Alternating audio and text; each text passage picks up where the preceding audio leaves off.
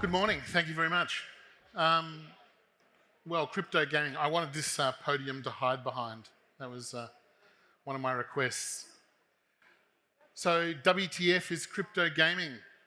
I'm not allowed to say the WTF here, so we'll just keep that quiet.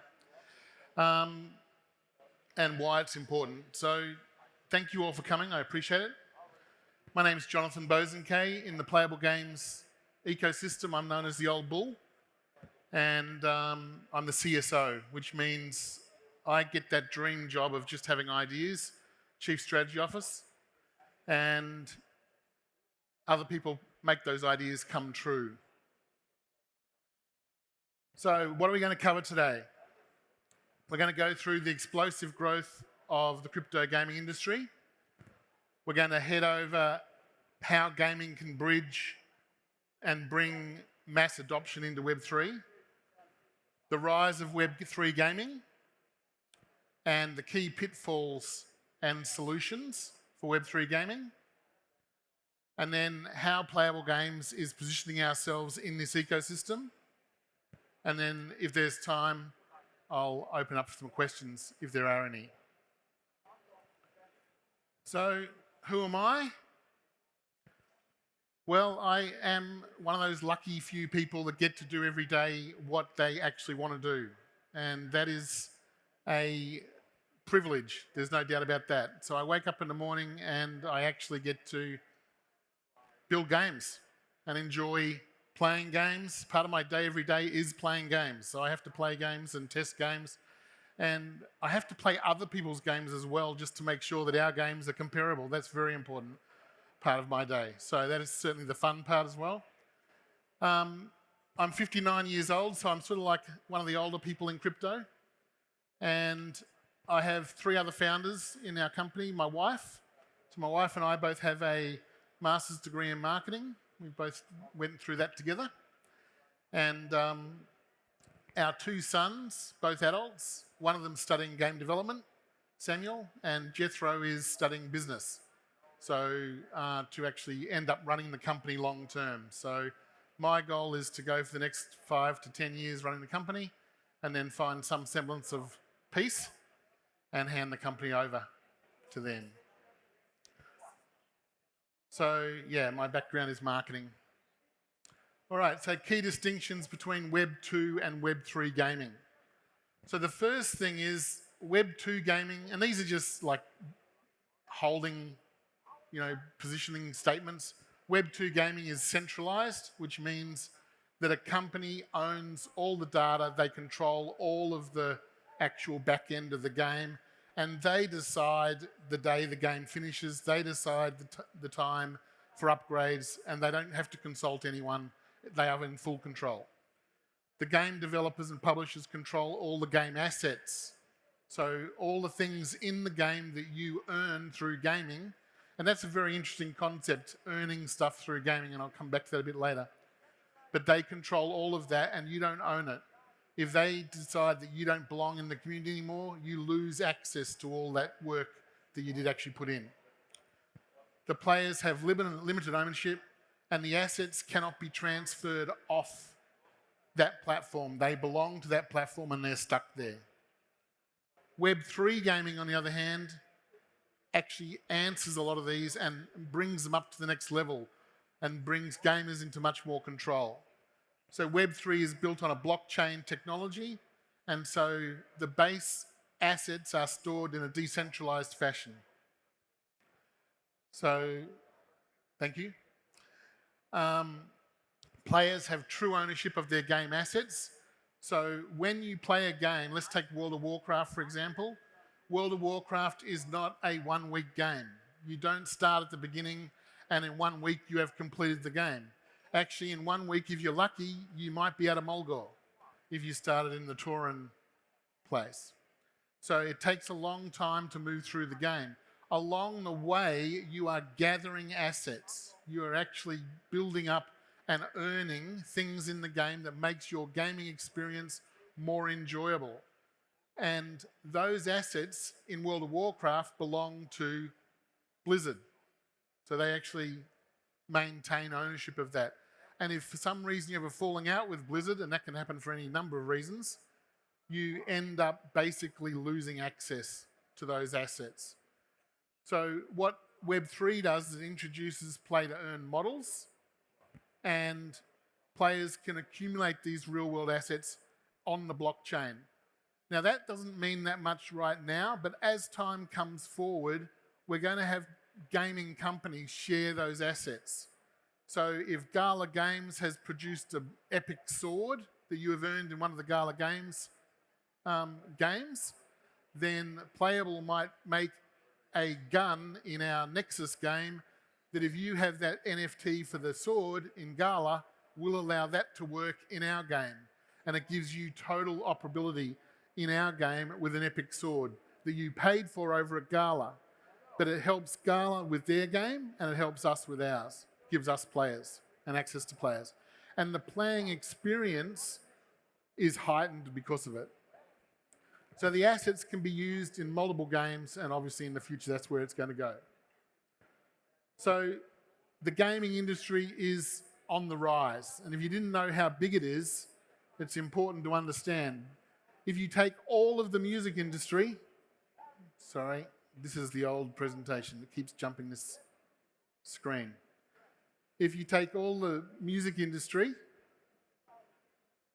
I don't know how to pause that. And anyway, the music and movie industry, I need to read that number, is 338 billion, but the gaming industry is 406. So the gaming industry is actually already bigger than the combined music and movie industries. So gaming is a conduit for true Web3 mass adoption. And the reason for that is really simple. Hard things require motivation. All right? And there's two ways to motivate people. You can motivate them through fear, or you can motivate them through fun or enjoyment. And games are fun. People will come to play games. And what's happened in the first iteration of Web3 gaming, they weren't fun.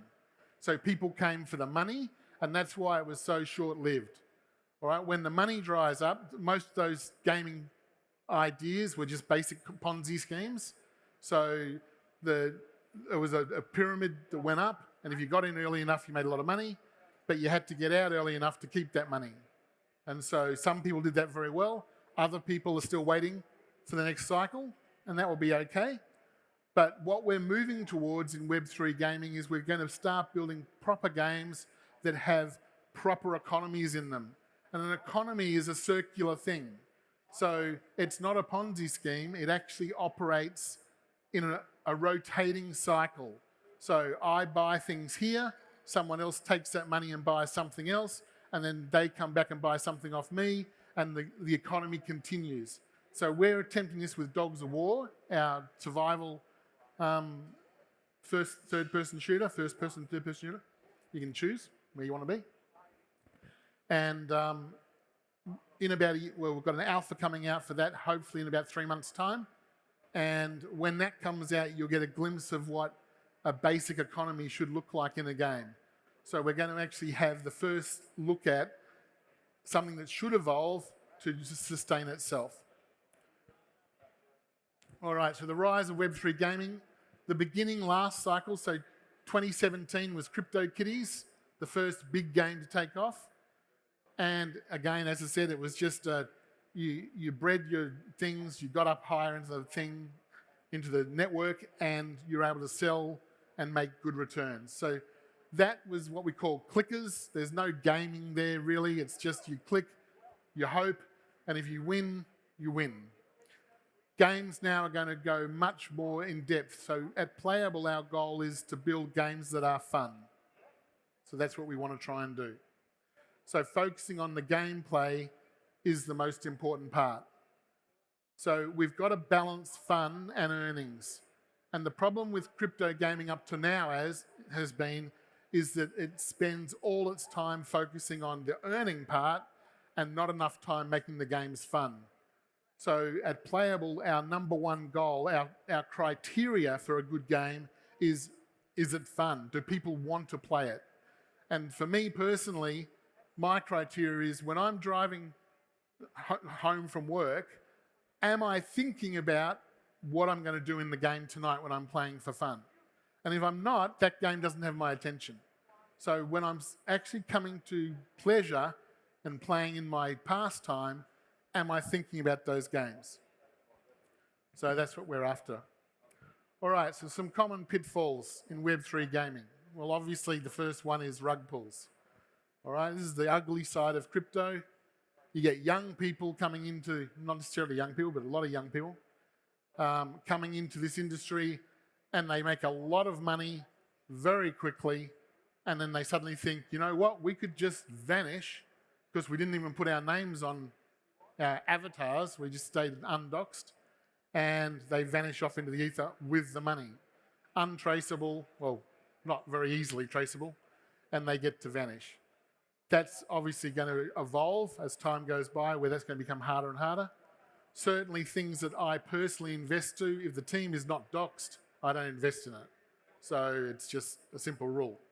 Undoxed teams lacking accountability, lack of credible teams with extensive game development knowledge. So at the end of 2020, we saw every NFT group say, we're going to build a game. And if you know anything about game development, you know what a stupid statement that is. Because building a game is complex, it's hard, it's time consuming, and what's more, it takes more than a little bit of money. So an NFT group that raised $2 million, by the time those founders took their cut out, there's not enough to build a game left. All right, it's just a waste of time. So complicated and unsustainable tokenomics. So we want to keep the tokenomics sensible, and we want to make sure that it works, and if we can get this ongoing economy going, then it becomes circular and not a Ponzi scheme. This is my pet hate. Gaming companies have a habit of making great trailers, right? It's expensive to do, but more importantly, it is very deceptive. Most games don't look as good as their trailers. So if you're trying to evaluate what a game is like, ask for gameplay. Don't get sucked in by the trailer. Now you can spend 200 grand and build a really, really nice trailer and have no game, zero game. And so they push their trailer and everyone invests in this new upcoming thing, and there's actually no game. You don't even know if they've got a dev team to build the game. So this is an absolute trap. Don't fall for trailers. Make sure when you're looking at companies, you're looking at their gameplay. What are they building every week? What are they pushing up to the web that you can actually get in and play? And the final thing is overhyped marketing without any substance. Again, the short path to success in crypto is hype, and hype is not a business. Don't fall for the hype. Look deeper than that. Who is the team? What are they building? Have they got any runs on the board yet? Have they got people talking about them that knew them from before? Can you look into their past? These are pretty simple questions to ask and find out whether the team actually knows what they're doing. All right, so solutions to ensure that Web3 games are successful. Obviously, the first one is the game immersive? Can you actually get into the game and lose yourself in it? If the game's not immersive, then it's not going to be fun. The higher quality you can get in the game, the more immersive it probably is going to be. So again, as companies start spending proper time moving up into the higher quality, we're going to get much better games. Gamer feedback loops. We basically want to make sure that the company is listening to the gamers. All right? Traditionally in Web 2, the company was all powerful, and so when they didn't agree with what the gamers were asking, they just said no. All right? In Web 3, our games are supported by our community, and we know that. So our community actually has a say, and we listen to them. Ownership and autonomy. Our gamers themselves actually own their assets, and they actually have a chance to get involved. Our community engagement. One of the things you can check out with a good gaming company is go to their Discord channel. Do they listen to their people? Do they answer questions? Are they available to actually talk to. And the final thing is recognition and rewards. Make sure that the company is actually listening and rewarding, giving back to the community. That's really important. All right, and that's supposed to say playable. As I said, there was an updated slide sent through. So AI is going to change gaming as we know it. The first thing it's going to do is it's going to make the game development much cheaper. So up till now, building a world in a game is extremely time intensive and it's extremely complex. And in old-fashioned programming, a simple missing out of a colon or putting in a semicolon by accident changes the code. And it can break the code. So AI is going to, this is one of the tasks that AI is doing already, is just searching through code and finding missing pieces. So AI is going to take the most repetitive parts of gaming development and make it really quickly. AI can work at many times the speed of humans.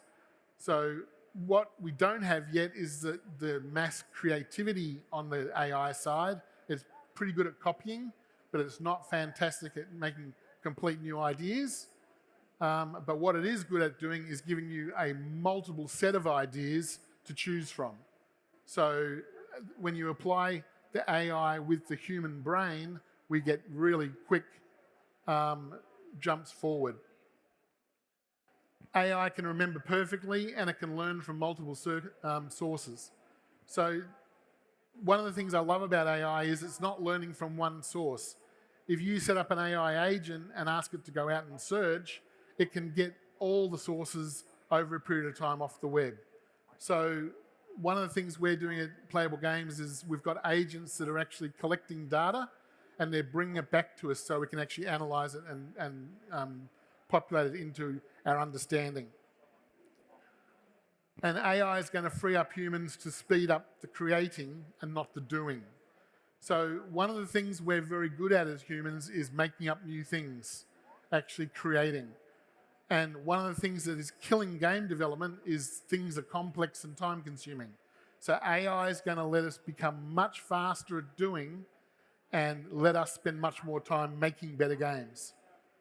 So Playable Games has started our own AI game development research department. We've actually hired our first AI scientist and he is working daily with the dev teams and he's actually asking the dev teams, what do you need AI to help you with? And so we're building out next year, 2025, we're building out 2 game developers full-time, working with 2 AI developers full-time, AI scientists, and they are going to build actual products to build games with.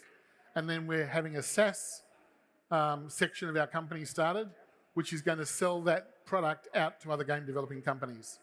So allowing them to actually move forward really quickly. So thank you for your time. I appreciate it.